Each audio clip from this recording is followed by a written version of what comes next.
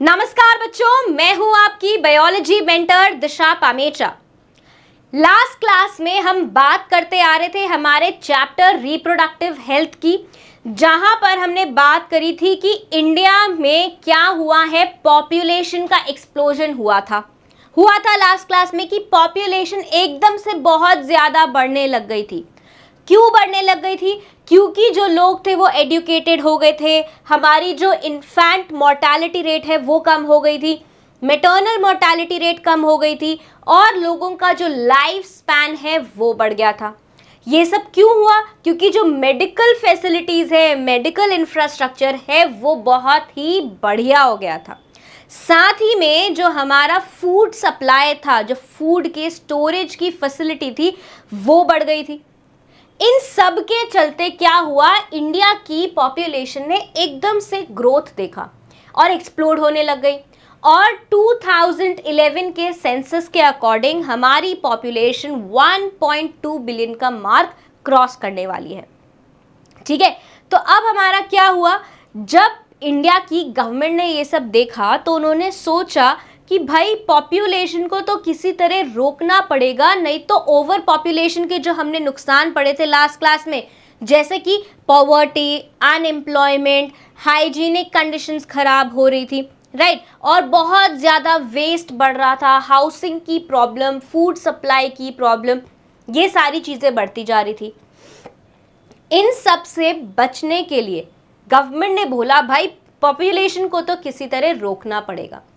तो उन्होंने बहुत अच्छा एक काम किया कि उन्होंने जो लोग रिप्रोड्यूसिबल एज में हैं, मतलब कि जो लोग पॉपुलेशन बढ़ाने में सबसे ज़्यादा कारगर हो सकते हैं, उन लोगों को एडुकेट करना, उन लोगों को अवेयर करना शुरू कर दिया।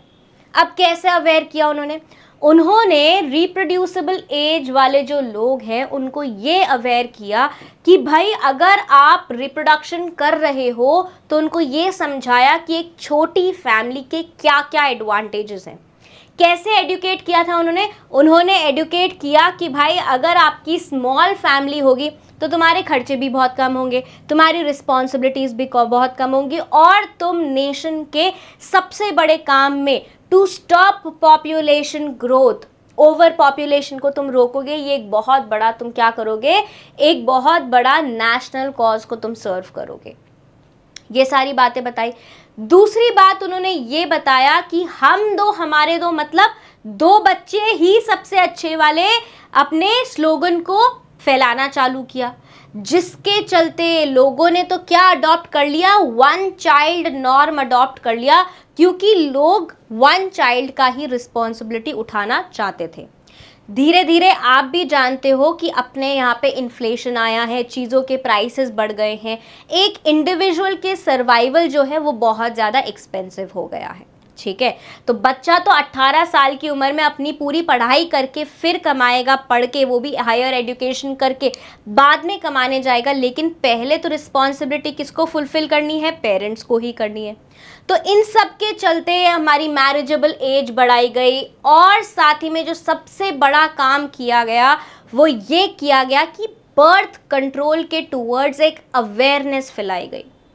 लोगों को बताया गया कि कैसे वो प्रेगनेंसी अवॉइड कर सकते हैं और कैसे नॉर्मल कॉइटस के रहते वो अपनी प्रेगनेंसी अवॉइड कर सकते हैं। सबसे बड़ी बात, तो आज हम इसी के बारे में बात करने वाले हैं, हमारे बर्थ कंट्रोल के बारे में बात करने वाले हैं। आइए, तो हम सब जानते हैं कि आजकल हमारे पास टेलीविज़न पे या फिर हमारे पास जो एडवर्टाइजमेंट्स होते हैं उसमें बहुत सारे हम एडवर्टाइजमेंट्स देखते हैं, जैसे कि हमने कॉन्डम्स का भी देखा है, हमने आईयूडीज़ का भी देखा है, हमने सहेली के ओरल कॉन्ट्रासेप्टिव पिल्स के भी एडवर्टाइजमेंट देखे हैं।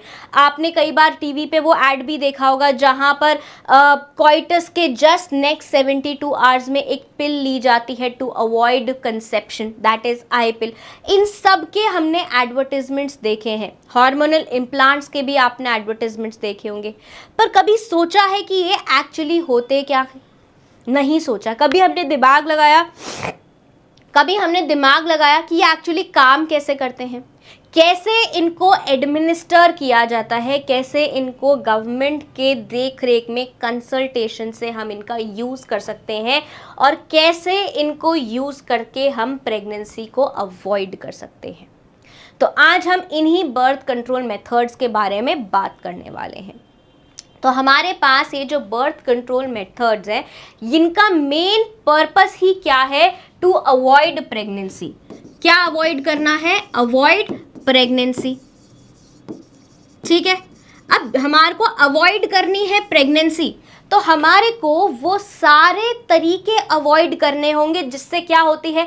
प्रेगनेंसी होती है। अब अगर हम दिमाग लगाएं तो सबसे पहले दिमाग में हमारे यही आता है कि मतलब कोइटस से क्या हो रहा है? इंसेमिनेशन से क्या हो रहा है? प्रेगनेंसी हो रहा है, मतलब इंसेमिनेशन अवॉइड कर दो। एक नॉर्मल इंसान के दिमाग में तो यही आता है ना, लेकिन कोइटस को अवॉइड करना तो पॉसिबल नहीं है। एक नेचुरल रिप्रोडक्टिव फिनोमिना को अवॉइड करना तो पॉसिबल नहीं है। तो कुछ ऐसे तरीके, ऐसे प्रोसेसेस या ऐसी चीज़ों को डिवाइस किया गया जिससे कि प्रेगनेंसी क्या हुई जा सके? अवॉइड करी जा सके।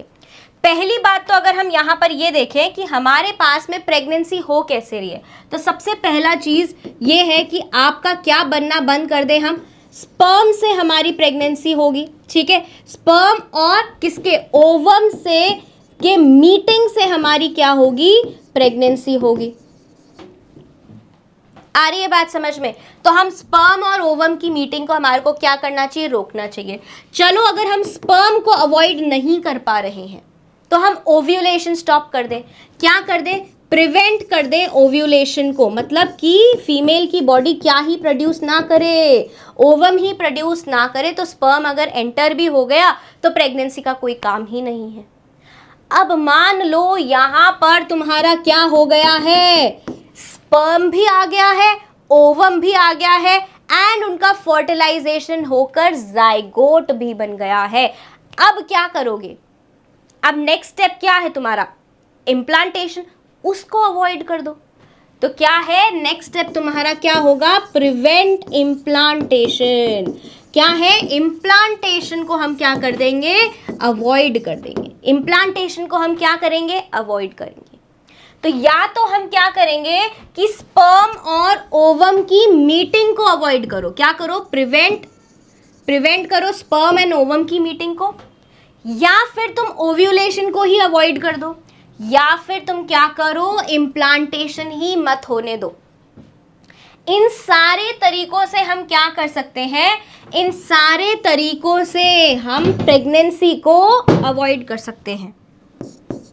प्रेगनेंसी अवॉइड करी जा सकती है इन सभी तरीकों से। अब इन सभी तरीकों को करने के लिए कुछ ना कुछ तो करना पड़ेगा। एक नॉर्मल अगर हम कोइटस का प्रोसेस देखते हैं तो जो एक मेल है ड्यूरिंग दी सेक्सुअल कोहैबिटेशन, वो फीमेल में क्या करेगा? इंसेमिनेट करेगा, सेमेन रिलीज करेगा फीमेल की वेजाइनल ट्रैक्ट में। ठीक है, अगर हम उस सीमेन को फीमेल की रिप्रोडक्टिव वेजाइनल ट्रैक्ट में जाने से ही रोक दें तो क्या हम स्पर्म और ओवम की मीटिंग को अवॉइड कर सकते हैं? बिल्कुल कर सकते हैं। क्या कर सकते हैं? बिल्कुल कर सकते हैं। तो मतलब हमारे को क्या बनाना है? एक बैरियर बनाना है। क्या बनाना है? एक बैरियर बनाना है।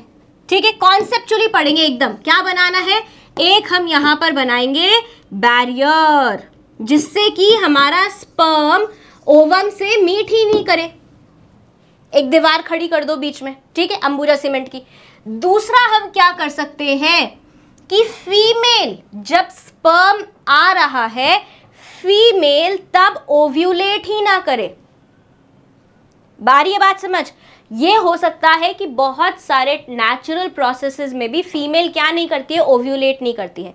जैसे कि जब फीमेल बहुत ज़्यादा लैक्टेशन कर रही होती है, मतलब ब्रेस्ट फीडिंग के टाइम में, पार्ट्यूरेशन के पोस्टपार्टम का जो 6 महीना होता है, पार्ट्यूरेशन के बाद में, चाइल्ड बर्थ के बाद में, वो 6 महीना अगर एक फीमेल बढ़िया तरीके से अगर अपने बेबी को ब्रेस्ट फीड करती है तो उस टाइम में मेंस्ट्रुएशन या आपका ओव्यूलेशन नहीं होता है। तो वो क्या है आपका? वो एक आपका नेचुरल फिनोमिना है। दूसरा, अगर आप अपनी मेंस्ट्रुअल साइकिल को क्या करें, टैली रखें उसका, कि आपको आज पीरियड्स आए, आज आपका मेंस्ट्रुअल साइकिल चालू किया, आज से लेकर आपके 7 डेज तक आपका मेंस्ट्रुअल साइकिल का फेज रहेगा, ठीक है। फिर आपका क्या रहेगा, फॉलिक्यूलर फेज रहेगा, कि मतलब फॉलिकल्स बनने लगेंगे। एंड हमारा ओव्यूलेशन का डे कौन सा है, 14th डे है। लेकिन क्योंकि ये एक बायोलॉजिकल फिनोमिना है, हमारी बॉडी के अंदर हो रहा है, तो हम इसको एग्जैक्टली मैप नहीं कर सकते, तो हम +-3 का ब्रैकेट लेके चलते हैं from the time of ovulation, that is your 14th day. मतलब 14 डे से 3 दिन पहले एंड 14 डे के 3 दिन बाद तक आप क्या मत करो, आप क्वाइटस मत करो, ठीक है। तो उससे क्या होगा, इंसेमिनेशन रुकेगा, इंसेमिनेशन रुकेगा। So you can avoid that period जहां पर क्या हो रहा है, ओव्यूलेशन हो रहा है। तो ये भी क्या हो गया, एक नेचुरल मेथड हो गया। आ रही है बात समझ में, क्या हो गया, एक नेचुरल मेथड हो गया, हो गई बात। दूसरा है कि अगर ड्यूरिंग दी कॉइटस मेल इंसेमिनेशन से पहले, इजैक्यूलेशन से पहले ही अगर विड्रॉ कर ले अपने कॉप्युलेटरी ऑर्गन को, एंड जो इंसेमिनेशन है वो फीमेल की बॉडी में ना करे, इजैक्यूलेशन से पहले ही विड्रॉ कर लिया जाए, कॉइटस इंटरप्टस मेथड यूज किया जाए, तो हमारे स्पर्म को और ओवम को मिलने से रोका जा सकता है। आ रही है बात समझ में, क्या हो सकता है, स्पर्म और ओवम को मिलने से, मीटिंग से रोका जा सकता है। अगेन अ नेचुरल मेथड है ना, सही बात। या फिर हम कोई पिल ले ले, कोई ऐसी दवाई ले ले जिससे कि हम क्या कर सकते हैं, ओव्यूलेशन को स्टॉप कर सकते हैं, ठीक है। तो ये क्या हुआ, इसको कोई या तो हम नेचुरल तरीके से कर लें, या फिर हम क्या करें, कोई भी मेडिसिनल तरीके से या थेरेपेटिक तरीके से इसको कर लें, ठीक है। एंड अगर हमारे को इम्प्लांटेशन प्रिवेंट करना है, so it has to be done. Implantation कहाँ होता है, इम्प्लांटेशन होता है हमारी यूट्राइन वॉल में। और यूट्राइन वॉल किससे अफेक्ट होती है, हमारे हार्मोन से। किससे होती है, हमारे हार्मोन से। मतलब कि हम इनके साथ में हार्मोनल प्ले कर सकते हैं, मतलब हार्मोन्स को क्या कर दो, हार्मोनल प्ले कर सकते हैं। मतलब we can change the hormones, we can alter the endometrium, और हमारा एम्ब्रियो जाकर इम्प्लांट ही नहीं हो पाएगा। तो जो वो एम्ब्रियो है वो वेस्ट हो जाएगा और वो मेंसेस में वैसे का वैसा बाहर आ जाएगा। यस और नो। तो ये सारे तरीकों से हम क्या कर सकते हैं, हमारी प्रेगनेंसी को अवॉइड कर सकते हैं। अब करना ही पड़ेगा ना, नहीं तो क्या होएगा, पॉपुलेशन ओवर ग्रोथ होगी, नहीं तो क्या होगा, पॉपुलेशन ओवर ग्रोथ होगी। तो ये सारे तरीके क्या होते हैं, ये सारे तरीकों से आप बर्थ कंट्रोल कर सकते हो। So these are the measures for birth control. आ रही है बात समझ में, ठीक है।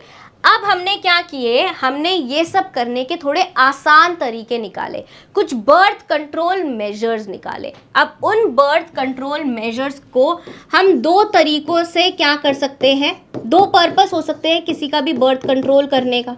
यस, एक पर्पस ये हो सकता है कि अभी अभी बेबी हुआ है, क्या हुआ है, किसी कपल का अगर अभी अभी बच्चा हुआ है, तो उसको क्या करना है, 2 बच्चों में या नेक्स्ट चाइल्ड में और अभी वाले चाइल्ड में स्पेसिंग करनी है। मतलब कि उसको इवेंचुअली तो करना है बेबी, आफ्टर 4 इयर्स 5 इयर्स करना है बेबी, बट क्या करा है, अभी उसने स्पेसिंग किया है, तो उसको क्या चाहिए, एक टेम्पररी मेथड चाहिए। क्या चाहिए, एक टेम्पररी मेथड चाहिए। और दूसरे होते हैं जिनके 2 बच्चे हो गए या 3 बच्चे हो गए और उनको और बच्चा नहीं चाहिए, या किसी ने सोच लिया मैं तो एक ही बच्चा करूंगा, उसको और बच्चा ही नहीं चाहिए, तो वो क्या करेंगे, या तो परमानेंट मेथड यूज करेंगे। और ये परमानेंट मेथड कैसा हो सकता है, सर्जिकल मेथड भी हो सकता है, कि परमानेंटली आपने क्या डिसाइड कर लिया कि अब मुझे आगे बेबी नहीं चाहिए। आ रही है बात समझ में, ठीक है। तो यहाँ पर हम बात करेंगे 2 मेथड्स के बारे में, एक स्पेसिंग या टेम्पररी मेथड और दूसरा परमानेंट एंड सर्जिकल मेथड। आई बात समझ में, चलो। तो सबसे पहले हम यहाँ पर स्टार्ट करेंगे हमारे स्पेसिंग के साथ में। किसके साथ में, सबसे पहले हम यहाँ स्टार्ट करेंगे हमारे स्पेसिंग मेथड के साथ में, या फिर हम इसको और क्या बोल सकते हैं, टेम्पररी मेथड के साथ में। आ रही है बात समझ में? अब कितना अच्छा होगा ना अगर हमारे पास में कोई नेचुरल तरीका ही निकल जाए। यस और नो, कितना अच्छा होगा अगर हमारे पास में कोई नेचुरल स्पेसिंग का तरीका निकल जाए, मतलब हमारे को किसी भी मेडिसिन की ज़रूरत ना पड़े, किसी पिल की या हार्मोन चेंज की ज़रूरत ना पड़े। वेरी गुड, सबसे बेस्ट ऑप्शन है। दूसरा हमारे पास ऑप्शन जो हमने बताया था कि ओवम और स्पर्म की मीटिंग को ही क्या कर दो, अवॉइड करा दो, मतलब कि उनके बीच में एक दीवार ला दो। That is a barrier method, that is a barrier method. आ गई बात समझ में? तीसरा हमारे पास ये तरीका हो सकता है कि मान लो अगर हमारे पास में क्या हो गया, इंसेमिनेशन हो गया, लेकिन इंसेमिनेशन में सीमेन में आपके पास में क्या है, आपका स्पर्म है, उसी को तो मारना है, तो कोई ऐसा केमिकल यूज कर लो जिससे कि वो स्पर्म मर जाए। ठीक है, क्या कर दो, अगर दुश्मन से तुम क्या नहीं कर सकते, जीत नहीं सकते, तो उसको क्या कर दो, नष्टे नाबूद कर दो। ठीक है, तो क्या कर सकते हैं हम, इसको यहाँ पर कोई केमिकल मेथड लेके स्पर्म्स को क्या कर सकते हैं, किल कर सकते हैं, स्पर्मिसाइड यूज कर लो। या फिर हम क्या कर सकते हैं, कोई हमारा हार्मोनल इम्प्लांट यूज कर सकते हैं, या कोई ऐसा डिवाइस यूज कर सकते हैं, इंट्रा यूट्राइन डिवाइस हम यूज कर सकते हैं जो कि कुछ ऐसी चीज़ें या तो रिलीज करे जो कि हमारे स्पर्म्स को खराब कर दे, उनको फर्टाइल ना रहने दे, उनकी फर्टिलिटी वाला फैक्टर को डिस्ट्रॉय कर दे। या फिर कोई ऐसा हार्मोनल इम्प्लांट ले लो, या फिर कोई ऐसी क्या ले लो, ओरल कॉन्ट्रासेप्टिव पिल्स ले लो। क्या ले लो, ओरल कॉन्ट्रासेप्टिव पिल्स ले लो, जो कि आपकी एंडोमेट्रियम की ही कंडीशंस को ऑल्टर कर दे, आपकी सर्वाइकल म्यूकस को ऑल्टर कर दे और बोल दे कि भाई इम्प्लांटेशन नहीं हो सकता, भले ही फर्टिलाइजेशन हो गया हो, जाइगोट बन गया हो, एम्ब्रियो बन गया है, पर इम्प्लांटेशन नहीं हो सकता। तो जब तक इम्प्लांटेशन नहीं होएगा, प्रेगनेंसी नहीं होएगी, आपका जो क्या है एम्ब्रियो है वो आपका मेंसेस में बाहर निकल कर आ जाएगा। आ रही है बात समझ में? तो आईयूडी के साथ में और हम क्या लिख सकते हैं, कोई इंजेक्शंस हैं या तो हम वो लिख सकते हैं।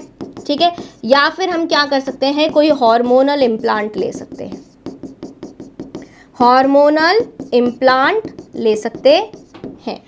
ठीक है, आ रही है बात समझ में? राइट, तो सबसे पहले हमारे को क्या करना है, या तो नेचुरली अगर हमारे को क्या कोई तरीका मिल जाए तो वो तो बेस्ट है कि हमारे को इन सब चीज़ों के पीछे पड़ना ही ना पड़े। लेकिन क्या होता है, जो ये नेचुरल तरीके होते हैं ना, इनका गारंटी नहीं होता, इनमें चांसेस जो होते हैं फेलियर की वो बहुत ज़्यादा हाई होते हैं।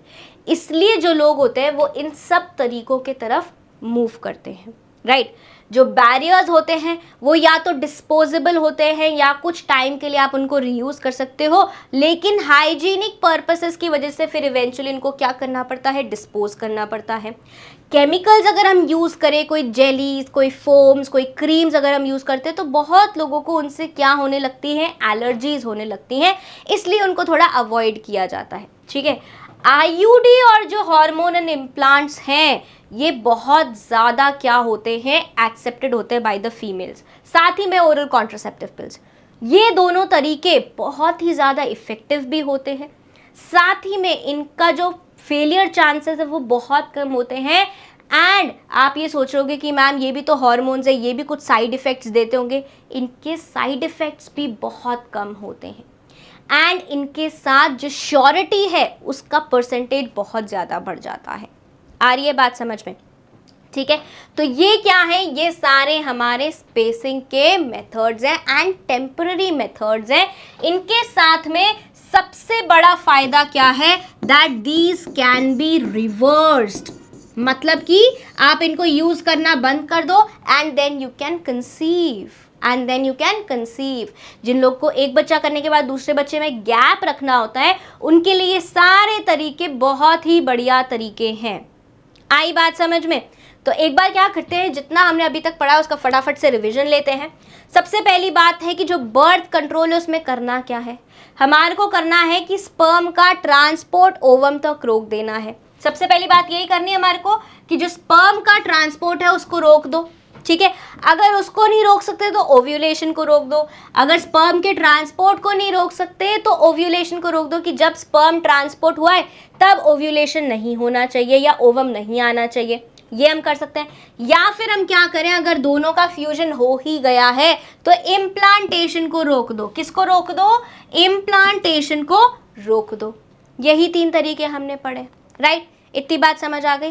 अब हमारा जो यहाँ पर बात आती है वो ये आती है कि हमारे को कोई ना कोई प्रोसेस यूज़ करना पड़ेगा, कोई ना कोई ऐसा मेजर यूज़ करना पड़ेगा जो इन तीनों प्रोसेसेस को करने के लिए यूज़ करे, ठीक है। तो वो प्रोसेस कैसा होना चाहिए? पहले ही जो हमारा ये रिप्रोडक्टिव हेल्थ का टॉपिक है ये इतना ज़्यादा टैबू क्रिएट करता है, लोग इतने अनकंफर्टेबल हो जाते हैं इसके बारे में बात करने में, कि अगर हम एक और तरीका डाल दें कि भाई तुम्हारे को प्रेगनेंसी अवॉइड करने के लिए कुछ ऐसी चीज़ लेनी पड़ेगी कि भाई जिसको तुम्हारे को बात करने में ही हेजिटेशन हो, तो वो तो बहुत डिफ़िकल्ट हो जाएगा। होएगा कि नहीं होएगा? तो सबसे पहली बात क्या होना चाहिए, वो कैसा होना चाहिए? यूज़र फ्रेंडली होना चाहिए। मतलब कि इंसान अपनी प्राइवेसी में उसको यूज़ कर सके। It should be private and it should be self usable, ठीक है। तो कैसा होना चाहिए? यूज़र फ्रेंडली होना चाहिए। और ऐसा नहीं होना चाहिए कि एक ही जगह मिल रहा है, 2 ही जगह मिल रहा है या उसी दुकान पे जाके मिलेगा। It should be easily available. जैसे सर दर्द की दवाई हर आपको मेडिकल शॉप पे मिलती है, यहाँ तक कि आपको किराने की दुकान पे भी कई बार सैरिडॉन वगैरह मिल जाती है, यस और नो। तो वैसे ही हमारे को जो हमारा बर्थ कंट्रोल मेजर है वो भी इजीली अवेलेबल होना चाहिए।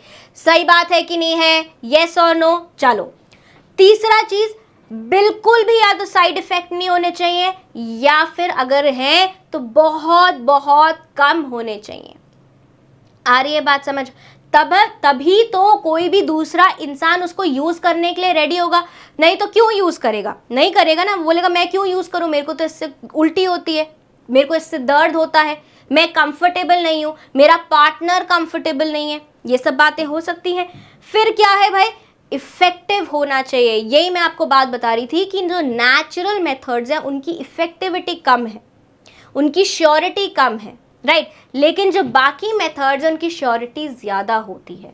साथ ही में कैसे होने चाहिए, इनका सबसे बड़ा बेनिफिट ये है कि ये कैसे है? रिवर्सेबल है। अगर किसी को वापस से बेबी करने का मन है या they want to continue their family planning, तो वो ये चीज़ को ऑप्ट कर सकें, right. and it should not interfere with their sexual act और sexual desire, कि भाई किसी चीज़ को यूज़ करने से उनको क्या हुआ? सेक्सुअल कोहैबिटेशन में प्रॉब्लम हो रही है, कॉप्युलेटरी ऑर्गन में प्रॉब्लम हो रही है, फीमेल को विजाइनल ट्रैक्ट में प्रॉब्लम हो रही है, ऐसा कोई भी हमारा मेजर नहीं होना चाहिए। So it should not interfere with sexual desire and contact. तो किसी भी बर्थ कंट्रोल मेजर में ये सारी चीज़ें अगर आपको मिल रही हैं, so it is one of the best birth control measure. बात समझ आ गई? फिर हमने बात करी थी कि जो हमारे बर्थ कंट्रोल मेजर्स हैं वो कैसे हैं? 2 तरीके के हैं। स्पेसिंग है, दैट इज टेम्पररी मेथड, और हमारे पास में कैसा है? टर्मिनल या फिर परमानेंट मेथड है, जो कि एक सर्जिकल मेथड होता है। एंड इसकी रिवर्सिबिलिटी बहुत कम होती है, कि वापस से अगर किसी फैमिली को, किसी कपल को अगर बेबी करना है तो उसके रिवर्स होने के चांसेस बहुत कम होते हैं, ठीक है, स्पेशली ट्यूबेक्टॉमी की केस में। आ रही है बात समझ में? अब यहाँ पर हमने बात करी कि भाई जो हमारे टेम्पररी या फिर स्पेसिंग मेथड्स होते हैं वो कौन कौन से होते हैं।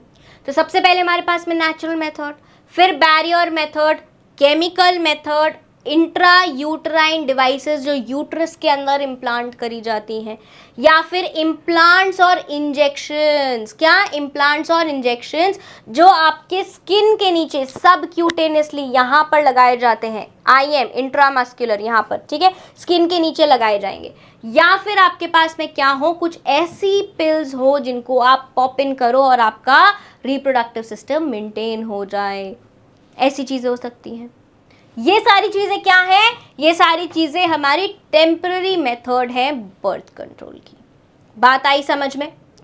अब हम यहाँ पर बात करने वाले हैं सबसे पहला मेथड फॉर टेम्पररी स्पेसिंग, जो कि है नेचुरल मेथड। क्या है? नेचुरल मेथड है। एक बार इसको आइए समझ लेते हैं पहले। तो नेचुरल मेथड में हमारे पास क्या हो रहा है, हमारे पास में हमारे को कोई भी केमिकल या कोई भी बैरियर यूज करने की जरूरत नहीं है, कोई हमारे को शीथ यूज करने की जरूरत नहीं है, कोई केमिकल यूज करने की जरूरत नहीं है, कोई इम्प्लांट यूज करने की जरूरत नहीं है। हम क्या कर सकते हैं, हम सीधा और सीधा हम क्या कर सकते हैं, हमारी मेंस्ट्रुअल साइकिल को नोट कर सकते हैं। हम क्या कर सकते हैं, पीरियोडिक एब्स्टिनेंस कर सकते हैं। क्या कर सकते हैं? Periodic abstinence. मतलब कि जब आपकी मेंस्ट्रुअल साइकिल आ रही है, हमने मेंस्ट्रुअल साइकिल पढ़ी है ह्यूमन रिप्रोडक्शन में, बिल्कुल पढ़ी है। हमें पता है कि हमारा ओव्यूलेशन जो है वो कब हो रहा है। हमारा ओव्यूलेशन, अगर हमने ये अपनी मंथली साइकिल बनाई है जो अप्रॉक्सीमेटली 29 to 35 डेज की सब में होती है, तो हमें ये पता है कि मिड ऑफ द साइकिल में अराउंड 14 डे पे हमारा क्या होता है, ओव्यूलेशन होता है।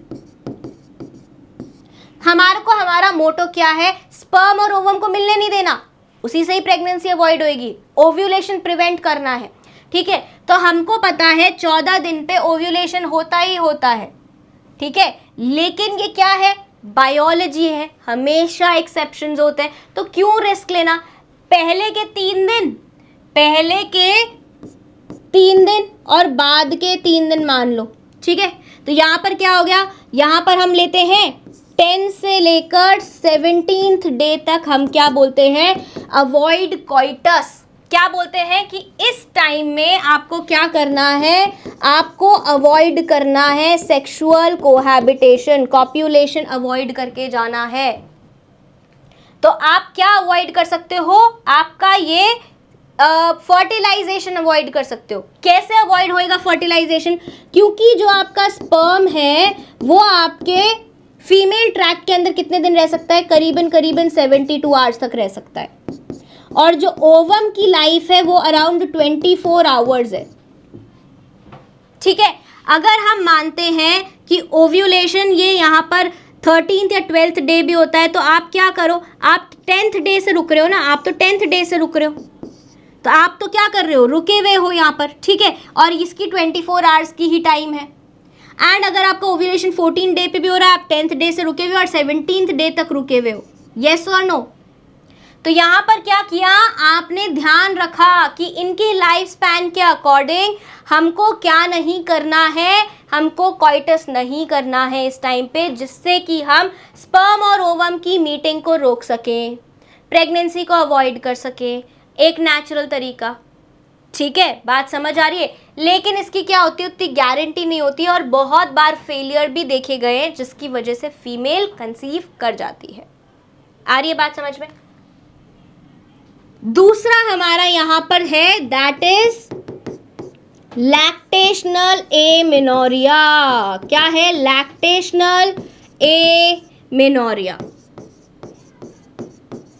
क्या होता है लैक्टेशनल एमेनोरिया, जब हमारा क्या होता है, पोस्टपार्टम, आफ्टर चाइल्ड बर्थ के बाद में अगर हमारा जो पोस्टपार्टम पीरियड है that is of almost 6 months, अगर हमारी मदर क्या करा रही है, इंटेंस लैक्टेशन करा रही है, बेबी को अच्छे से ब्रेस्ट फीड करा रही है, तो इस टाइम पर हमारा जो ओव्यूलेशन होता है वो नहीं होता है।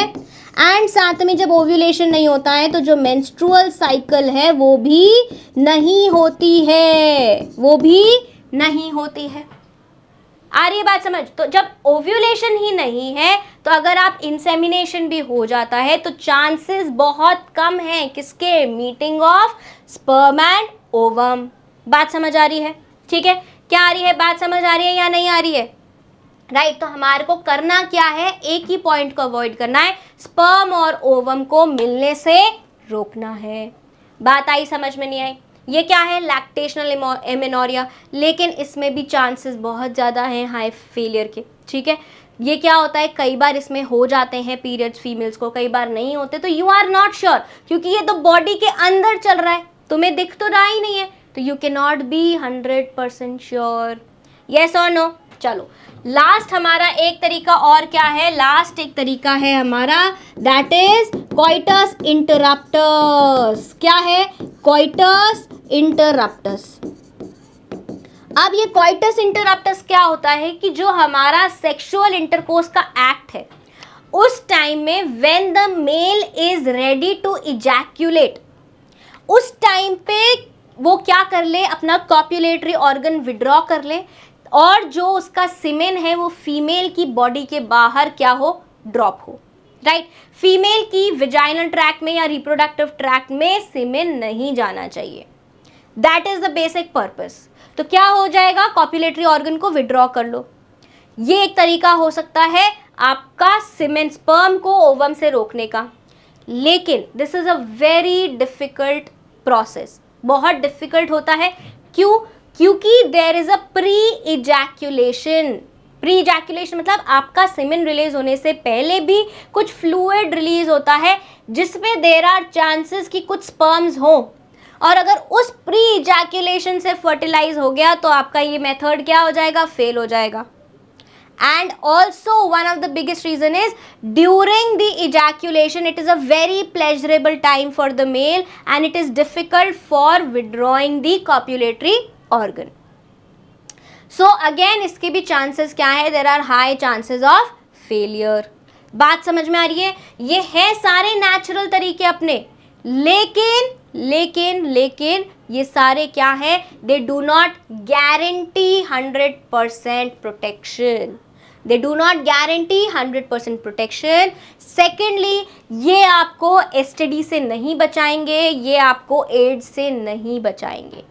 तो हमारा पर्पस दूसरा ये भी बहुत बड़ा होता है प्रेगनेंसी अवॉइड करने के साथ में कि सेक्सुअली ट्रांसमिटेड डिजीजेस से भी हमारे को क्या मिलनी चाहिए, प्रोटेक्शन मिलनी चाहिए। आइए बात करते हैं हमारे नेचुरल बैरियर मेथड्स के बारे में। वन इज पीरियोडिक एब्स्टिनेंस, जहां पर कोइटस को अवॉइड करा जाए for 10 to 17 days.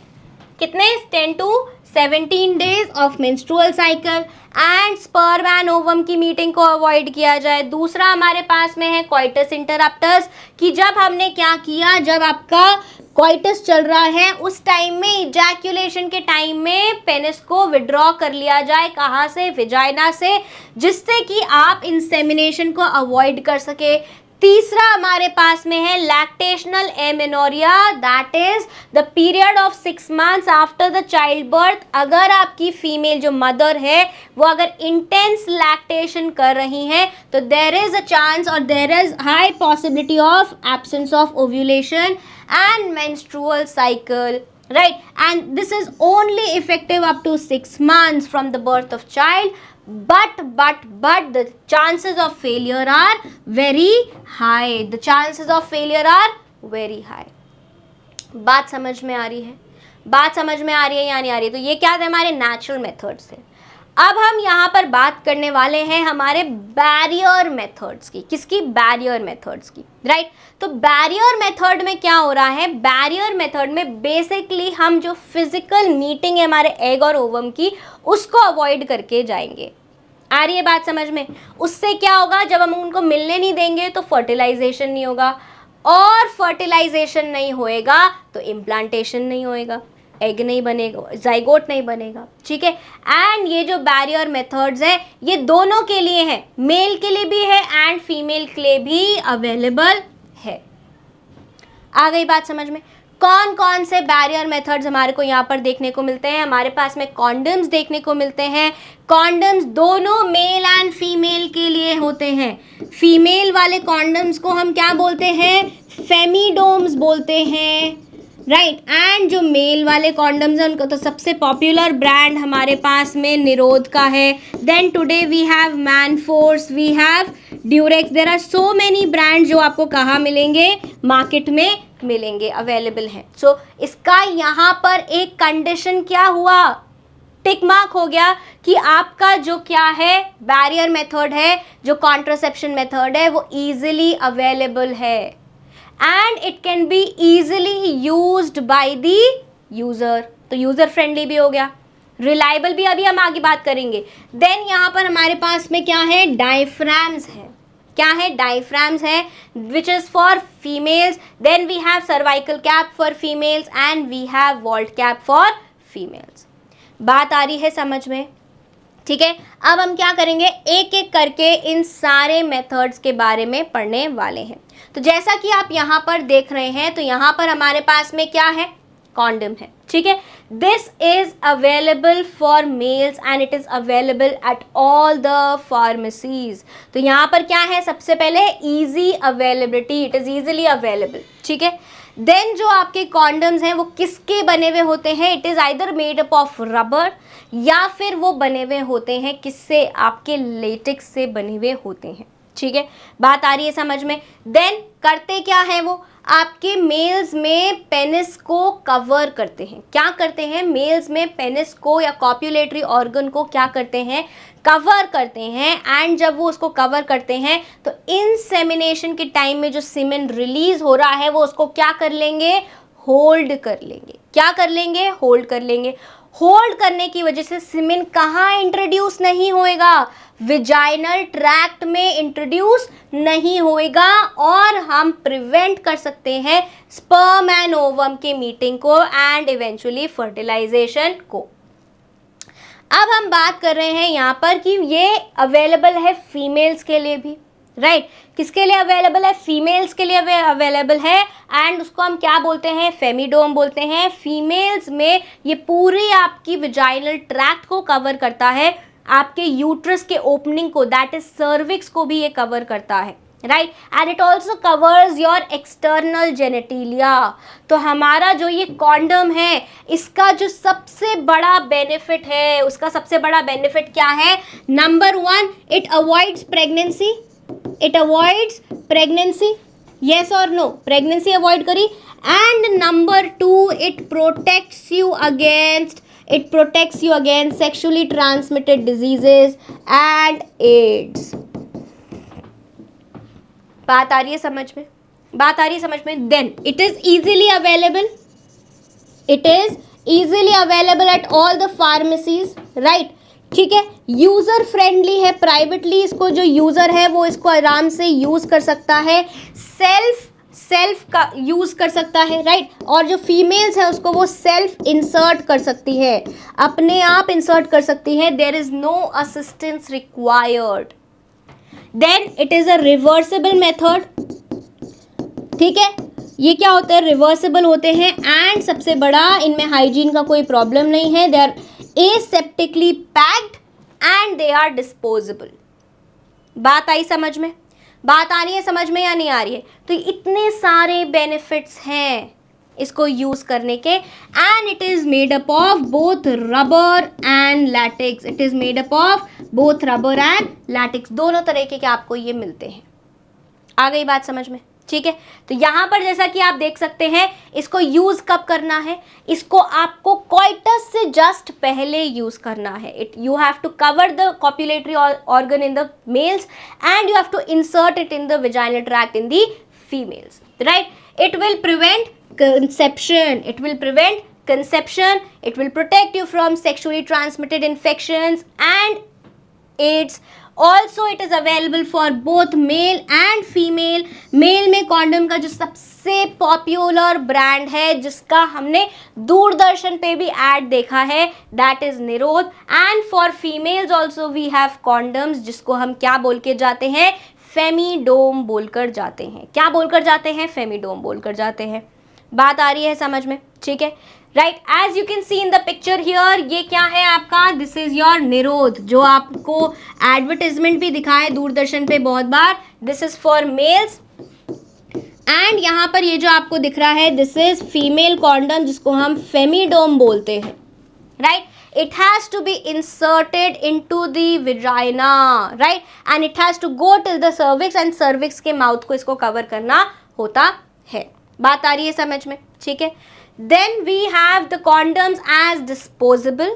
We can use it once and we can throw it. It is user friendly, self insert करा जा सकता है। It is private, it gives privacy to the users. Private होता है users के लिए। And example हमारा निरोध and फेमिडोम है फीमेल्स के लिए। बात आ रही है समझ में। तो अब चलते हैं हम हमारे दूसरे बैरियर मेथड्स पर, that is our diaphragms, cervical caps and vault. किसके लिए होते हैं ये? ये होते हैं स्पेशली हमारे फीमेल्स के लिए, ठीक है। क्या क्या है हमारे पास में? डायफ्राम है, yes, we have cervical cap. Cervical cap नाम से ही समझ आ रहा है कि सर्विक्स को कवर करेगा। And we have vault cap, we have vault cap, ठीक है, ओके। तो यहाँ पर क्या हो रहा है, अगर हम डायफ्राम की बात करते हैं तो हमारा ये क्या है, मान लीजिए ये यूट्रस है, ये फलोपियन ट्यूब है, ठीक है। ये यूट्रस ऐसा है, ये यूट्रस ऐसा होता है, येस और नो, राइट। ये यूट्रस है और ये आपका क्या है, विजाइना है, ठीक है। अब जो आपका डायफ्राम है ना वो थोड़ा सा बड़ा होता है, it is little bigger in size. तो ये क्या करता है, जो आपकी यूट्रस की ओपनिंग है ना इसके ऊपर पूरा ऐसा बैठ जाता है, ठीक है। क्या होता है, इसके ऊपर पूरा का पूरा बैठ जाता है। एंड जो भी आपके स्पर्म्स आ रहे हैं, जो भी आपके क्या आ रहे हैं, स्पर्म्स आ रहे हैं, उनको अवॉइड करता है। कैसे? अब यहाँ पर अगर एक बैरियर लगा हुआ है, यहाँ पर अगर आपका क्या लगा हुआ है, डायफ्राम लगा हुआ है, क्या लगा हुआ है, डायफ्राम अगर लगा हुआ है तो ये इसकी एंट्री को रोक रहा है, स्पर्म्स की एंट्री को रोक रहा है, किसमें, यूट्रस में जाने से। तो यूट्रस में क्या जाने दे रहा है, नहीं जाने दे रहा है। So it is avoiding the entry of the semen और स्पर्म्स इनटू द यूट्रस। तो क्या प्रिवेंट हो रहा है यहाँ पे, prevention of sperm and ovum meeting, prevention of sperm and ovum meeting नहीं होगी तो क्या नहीं होएगा, फर्टिलाइजेशन नहीं होगा, फर्टिलाइजेशन नहीं होगी तो प्रेगनेंसी नहीं होगी। हमारा पर्पस यहाँ पे डायफ्राम ने सॉल्व कर दिया। लेकिन डायफ्राम बहुत कम आपको sexually transmitted diseases and AIDS से प्रोटेक्ट करता है। इनफैक्ट ये सारे जो मेथड्स हैं, ये वाले barrier methods, these will not protect you, or these have a very less chance of protecting you from sexually transmitted diseases or AIDS। क्यों है? क्योंकि आपकी जो विजाइनल लाइनिंग है, यहाँ पर जो आपकी क्या है, विजाइनल लाइनिंग है, ये तो आपके मेल कॉप्युलेटरी ऑर्गन से एक्सपोज हो रही है। अगर मेल को कोई भी क्या है, सेक्सुअली ट्रांसमिटेड डिजीज है, तो फीमेल की स्किन एंड मेल की स्किन कांटेक्ट ले रही है, and the disease can be contacted, right, yes और नो। डिजीज हो सकता है, disease can be transferred from male to female, infected partner to a normal partner. ये फीमेल के साथ भी हो सकता है, वाइस वर्सा कंडीशन भी हो सकती है, that the female can transfer the disease to an uninfected और नॉर्मल मेल, येस और नो, यस। तो आपके ये वाले जो मेथड्स हैं, सेकेंडरी बैरियर मेथड्स जो हैं, diaphragm, cervical cap, vault cap, ये सारे क्या है, ये सारे आपके प्रोटेक्ट करते हैं from your sperm meeting the ovum, ठीक है। ये सर्वाइकल कैप जो है वो क्या करता है, ये जाके आपका सीधा सर्विक्स पे फिक्स हो जाता है। किस पे फिक्स हो जाता है, अगर ये आपकी सर्विक्स है ऐसे, तो यहाँ पर जाके ये एकदम इंटीमेटली फिक्स हो जाएगा, ऐसे एकदम टाइटली फिक्स हो जाएगा, यस, एकदम ऐसे सर्वाइकल कैप की तरह फिक्स हो जाएगा यहाँ पर, ठीक है। एंड इसको किसको एंट्री नहीं करने देगा, जो आपकी ये विजाइनल ट्रैक्ट है, यहाँ से जो स्पर्म्स आ रहे हैं स्विम करके, उनको यहाँ पे एंट्री नहीं देगा। आई बात समझ में? एंड सिमिलरली जो भी आपका वॉल्ट कैप है, ये आपके विजाइनल वॉल्ट को कवर कर देता है। किसको कवर कर देता है, जो आपका विजाइनल वॉल्ट है उसको कवर कर देता है। And again it will stop your sperm for meeting the ovum. बात आ गई समझ में? फर्टिलाइजेशन अवॉइड हो गया, मीटिंग अवॉइड हो गई, प्रेगनेंसी अवॉइड हो गई। इन आपके बैरियर मेथड्स का पर्पस सॉल्व हो गया। आ गई बात? किसके बने हुए होते हैं? रबर के बने हुए होते हैं। किसके लिए बने होते हैं? फीमेल्स के लिए बने होते हैं। इंसर्ट कहाँ करने होते हैं?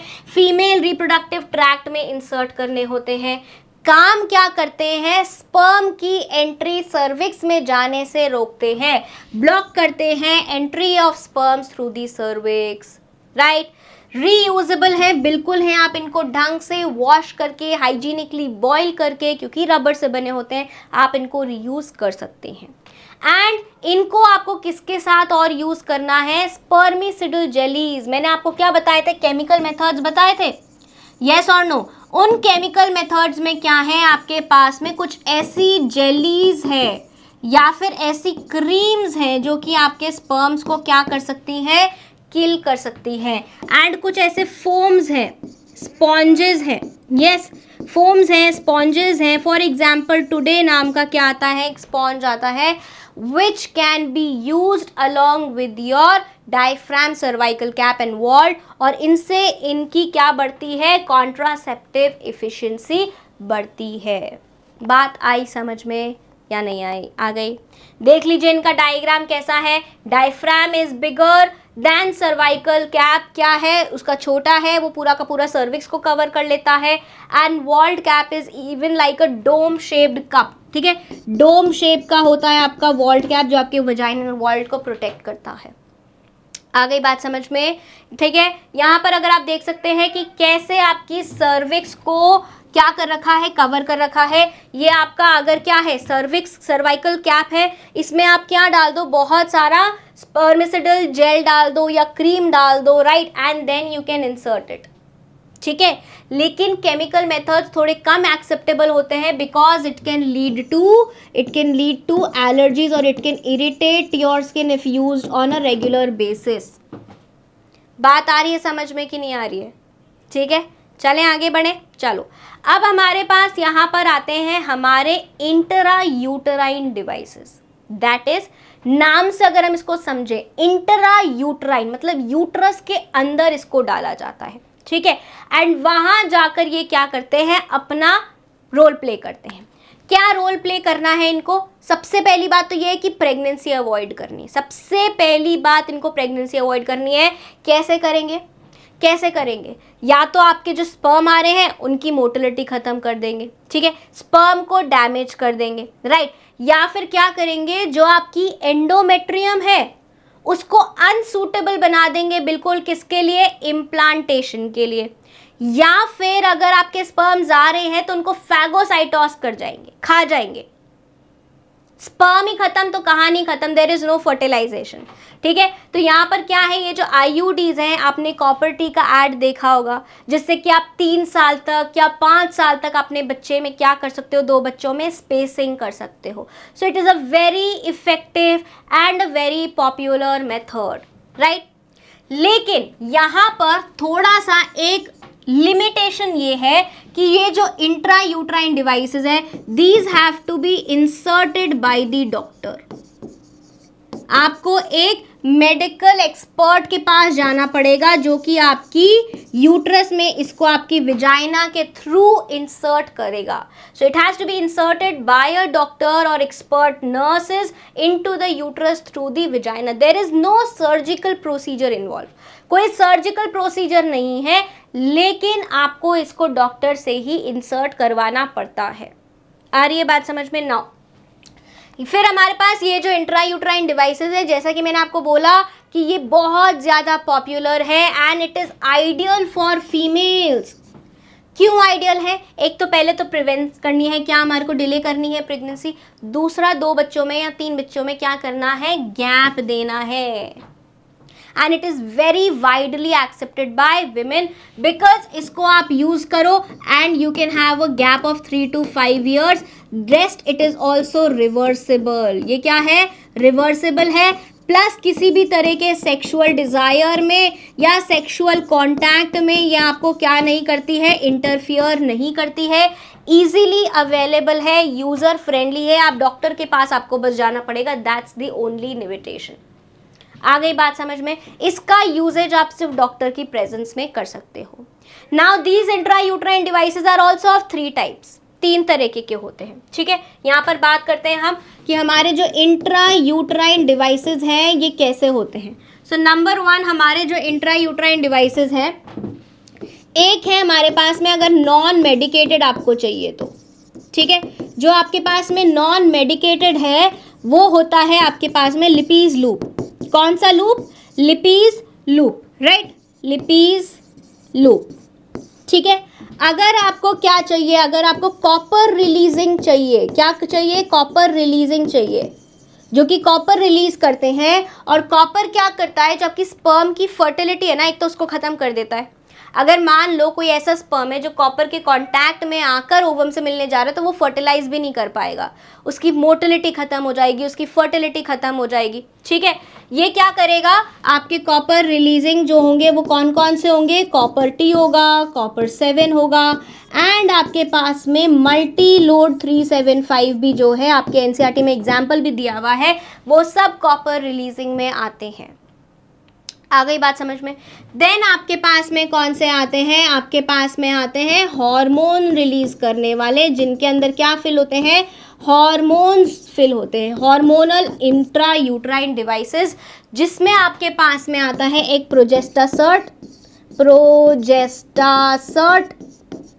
एंड दूसरा आपका होता है LNG-20। ठीक है, आ रही है बात समझ में। तो यहाँ पर हम देख रहे हैं कि हमारे जो इंट्रा यूट्राइन डिवाइसेस हैं 3 तरीके के हैं, यस और नो। क्या है 3 तरीके में, non medicated copper releasing and हमारे हार्मोनल आईयूडीज। नॉन मेडिकेटेड में लिपीज लूप है, हमारे फैगोसाइटोस कर जाएगा, खा जाएगा स्पर्म्स को। कॉपर रिलीजिंग वाले क्या हैं, आपके स्पर्म्स की मोटिलिटी को और फर्टिलिटी को इफेक्ट करेंगे। देन जो हमारे हार्मोनल इम्प्लांट्स हैं उनमें हार्मोन्स होते हैं, और हार्मोन्स किस पे असर करेंगे, आपकी यूट्राइन लाइनिंग पे, एंडोमेट्रियम पे असर करेंगे। एंड अगर फर्टिलाइजेशन हो जाता है, एम्ब्रियो बन जाता है, तो एंडोमेट्रियम को ये क्या कर देंगे, ऑल्टर कर देंगे एंड इम्प्लांटेशन नहीं होने देंगे। बात खत्म। क्या नहीं हो रहा है, इम्प्लांटेशन नहीं हो रहा है। तीसरे पॉइंट से क्या हो गया, आपकी प्रेगनेंसी अवॉइड हो गई। आ गई बात समझ में। क्या क्या कर रहे हैं आपके इंट्रा यूट्राइन डिवाइसेस, सबसे पहले तो स्पर्म्स को ही खा जाते हैं। क्या करते हैं, फैगोसाइटोसिस कर लेते हैं स्पर्म्स का, स्पर्म की मोटिलिटी को खत्म कर देते हैं, जो कि बहुत ज़्यादा ज़रूरी है किसके लिए, हमारे फर्टिलाइजेशन के लिए। हमने पढ़ा था कि अगर हमारे स्पर्म को फर्टिलाइजेशन करना है, ओवम के साथ में मिलके जाइगोट बनाना है, तो उसकी मोटिलिटी क्या होनी चाहिए, बहुत अच्छी होनी चाहिए, विग्रस मोटिलिटी होनी चाहिए, and it should be a healthy sperm, normal size and normal shape. बात समझ में आ रही है। देन उसका रिड्यूस कर देगा fertilising capacity of the sperm, कि वो या तो ब्रेक ही नहीं कर पाएगा कोरोना रेडियाटा को, जोना पेल्यूसिडा को ब्रेक नहीं कर पाएगा। इससे क्या होगा, उसकी फर्टिलाइजिंग कैपेसिटी खत्म हो जाएगी। इतनी बात समझ आ रही है। या फिर वो क्या बना देगी, सर्विक्स को हॉस्टाइल बना देगी स्पर्म्स के लिए। अगर सर्विक्स तक पहुंच भी गए तो कुछ पीएच बिगड़ जाएगा, एसिडिक हो जाएगा, जिससे कि स्पर्म्स वहां पर मर जाएंगे। या फिर वो क्या कर देगा, आईयूडी और क्या कर सकता है, यूट्रस की लाइनिंग को ऑल्टर कर देगा, अनसूटेबल बना देगा फॉर इम्प्लांटेशन। ये सारे काम कौन कर रहा है, आपका इंट्रा यूट्राइन डिवाइस कर रहा है। बात समझ में आ रही है।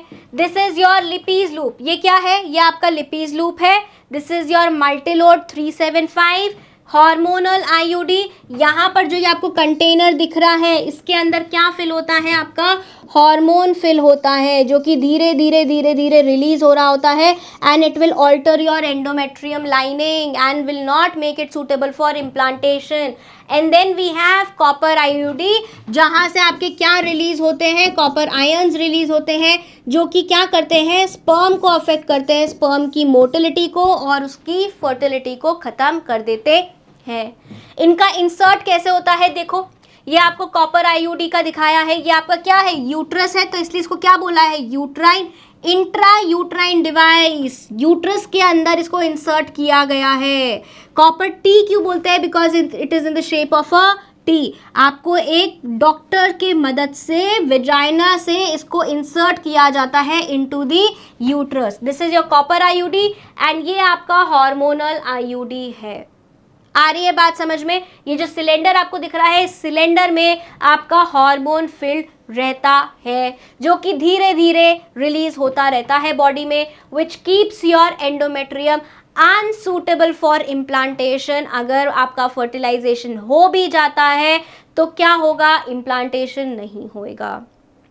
बात समझ में आई। फिर से क्या है, user friendly, widely accepted bye women. थोड़े से एक्सपेंसिव होते हैं, लेकिन लॉन्ग लास्टिंग आपको क्या मिलती है इनसे, लॉन्ग लास्टिंग प्रोटेक्शन मिलती है from pregnancy, long lasting avoidance of pregnancy. बात समझ आ रही है कि नहीं आ रही है? रिलायबल है, रिवर्सिबल है, इनको आप वापस निकाल सकते हो। जो कॉपर आईयूडी है, जब उसको इंसर्ट किया जाता है तो बाहर एक थ्रेड होता है जिसको पुल करके डॉक्टर वापस इसको आफ्टर 3 इयर्स या 5 इयर्स के टर्म के बाद में निकाल सकते हैं। That is why this process is also reversible. This process is also reversible and it will not interfere with the sexual act, क्योंकि ये तो कहाँ implanted है? आपके यूट्रस में implanted है। ये आपके किसी भी तरह से आपके आपको जो आपका कोइटस है उसमें आपको क्या नहीं करेगा? हिंड्रेंस नहीं करेगा। लेकिन इनके थोड़े से साइड इफेक्ट्स होते हैं, दैट देर आर चांसेस कि आपका इससे यूट्रस पंक्चर हो सके। ठीक है, मतलब कि ये कोई आपकी यूट्राइन मसल में ये क्या कर जाए? पंक्चर कर जाए, चुभ जाए। एक ये इसका ड्रॉबैक है। दूसरा ड्रॉबैक ये है, you can at times get heavy menstrual bleeding, क्योंकि ये आपकी एंडोमेट्रियम के साथ में हार्मोनल प्ले कर रहा है, तो हैवी मेंस्ट्रुअल ब्लीडिंग हो सकती है कि एंडोमेट्रियम को बार बार ये शेड कर रहा है। But these are at a very rare chance. ठीक है, इनके जो साइड इफेक्ट्स होते हैं वो बहुत कम होते हैं and that is why they are widely accepted by females all over India. फायदा ज्यादा है, नुकसान कम है, right? And also you are avoiding your pregnancy, जो आपका सबसे बड़ा मेजर कंसर्न है। तो ये थे हमारे स्पेसिंग और टेम्पररी मेथड्स। नेक्स्ट क्लास में हम बात करेंगे हमारे ओरल कॉन्ट्रासेप्टिव पिल्स की एंड हमारे टर्मिनल और परमानेंट मेथड्स की, दैट इज ट्यूबिक्टॉमी एंड वैसेक्टॉमी। मिलते हैं आपसे नेक्स्ट क्लास में, तब तक के लिए बाय बाय।